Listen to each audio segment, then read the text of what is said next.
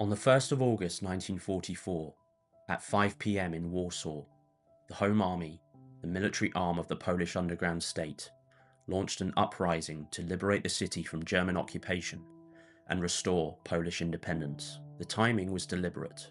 That summer, the Red Army had smashed German Army Group Center and was advancing rapidly through Poland. By seizing Warsaw before the Soviets arrived, the Home Army, loyal to Poland's government in exile in London, hoped to establish authority in the capital and assert Poland's independence before Soviet-backed authorities could take control. By late July, Soviet forces had reached the eastern approaches to Warsaw, but after the rapid advance of Operation Bagration, overstretched supply lines and German counterattacks halted them on the Vistula. Soviet radio broadcasts urged the people of Warsaw to rise against the Germans, yet Joseph Stalin had no interest in a free, non-communist Poland emerging after the war. The Home Army and the government in London stood in the way of Poland becoming a Soviet satellite, so the Red Army remained largely on the eastern bank of the Vistula, while the resistance fought alone in a brutal 63-day battle against renewed German counterattacks. It was as much a political decision by Stalin as it was a military one,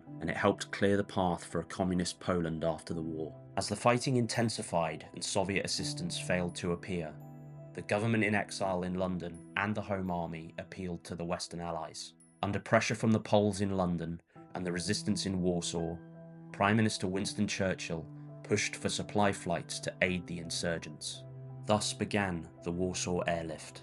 From early August to late September 1944, Polish, British and South African squadrons of the RAF, crewed by airmen from across the Commonwealth, flew supply missions to Warsaw, dropping weapons, ammunition, food and medical stores to the besieged city.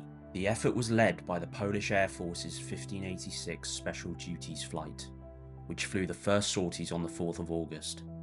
For these crews, the mission was deeply personal. The fighters below were their countrymen, battling and dying in their own capital.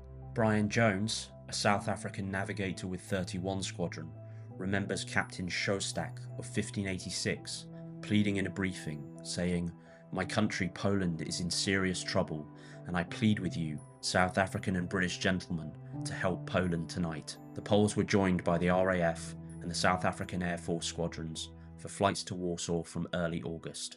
Flying without fighter escort, reliant on their onboard guns to fight off German night fighters, and running a gauntlet of flak over occupied Europe, the Liberator and Halifax bombers flew 12-hour missions from bases in southern Italy to Warsaw and back.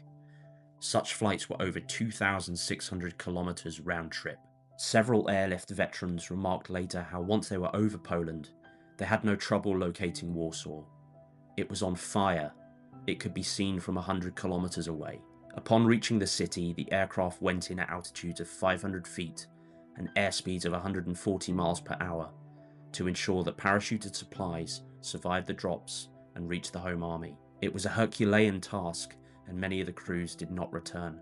And so it is the story of the Warsaw Airlift that brings me to this cemetery in the city of Kraków.